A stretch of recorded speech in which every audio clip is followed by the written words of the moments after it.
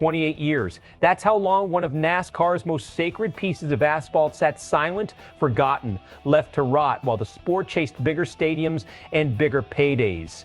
And now it's back, and it just hosted a real points-paying Cup Series race for the first time since 1996.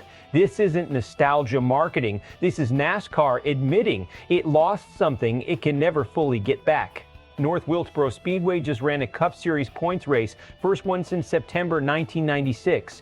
Before this weekend, the track had been dead to the Cup Series for almost 3 decades. Jeff Gordon won the last points race there in '96, muscling past Dale Earnhardt Sr. late to seal it. Now in 2026, the series is finally back on that same short track, and drivers are racing on ground that basically built the sport. That's the surface level story. The real story is underneath it. To understand why grown men in racing suits are getting emotional about a half-mile bull ring in North Carolina, you have to understand what this place actually is. North Wilkesboro wasn't just on NASCAR's schedule. It was on the first one, 1949, before super speedways, before television deals, before any of it. Richard Petty won there 15 times. Junior Johnson, a local legend, tore it up in front of his own hometown. Earnhardt Sr., Waltrip, Yarborough, Bobby Allison. Nearly every Hall of Fame name you can think of left tire marks on that track. And it wasn't corporate. It was personal. Fans in those grandstands weren't tourists. They were neighbors, families, generations who grew up on that dirt and asphalt. Then NASCAR made a business decision, chased the bigger markets, chased the bigger crowds, bigger TV numbers, and short tracks like North Wilkesboro got left behind. The track lost its dates, went dark, and for 2 decades, it just sat there, a ghost of what used to define the sport. So when this race happened, it wasn't just a scheduling story. It was NASCAR quietly admitting that in the rush toward bigger and shinier, it left part of its soul behind. Dale Earnhardt Jr., who knows this sport's history as well as anyone alive, put it in the simplest, most human terms possible. He said racing loses things, it loses people. And places like North Wilkesboro are as close as anyone can get to bringing that back. Here's where it gets interesting from a strategic standpoint, not just an emotional one. NASCAR bringing North Wilkesboro back isn't charity, it's calculated.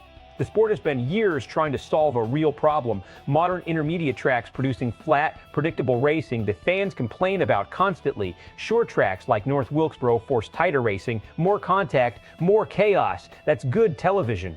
That's good content. That's engagement. So this isn't just let's honor the past. This is NASCAR realizing that old school short track racing might actually be the product fans have been begging for the entire time. But there's risk here too.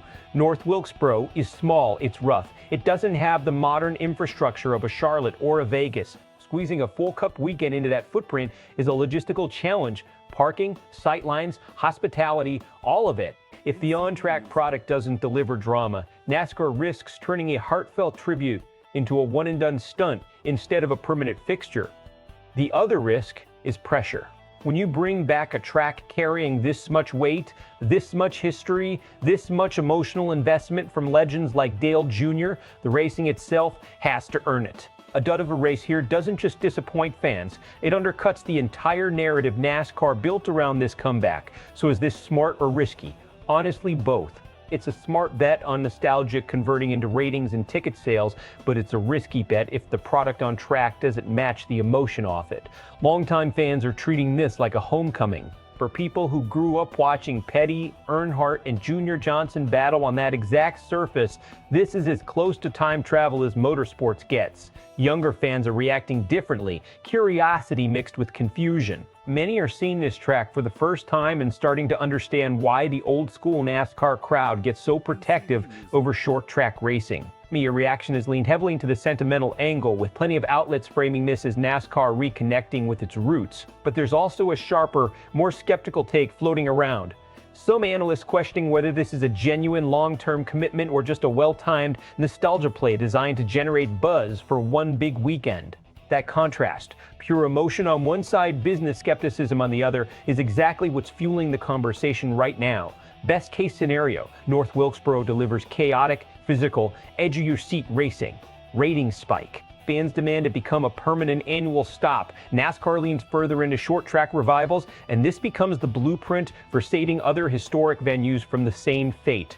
Worst case scenario, the racing is clean but forgettable. The emotional moment fades fast once the checkered flag drops. NASCAR quietly treats this as a one-time nostalgia event, and North Wilkesboro slides back into irrelevance, except this time, everyone will remember exactly how it happened. So here's the real question. Is this the start of NASCAR rediscovering what made it great in the first place? Or is this just a beautifully packaged nostalgia moment that fades the second the next race weekend rolls around? Drop your take in the comments. Are you team bring back more short tracks? Or do you think NASCAR's modern era has moved on for good? If you want more no-fluff breakdowns like this one, make sure you subscribe to SportsWire USA. We're just getting started.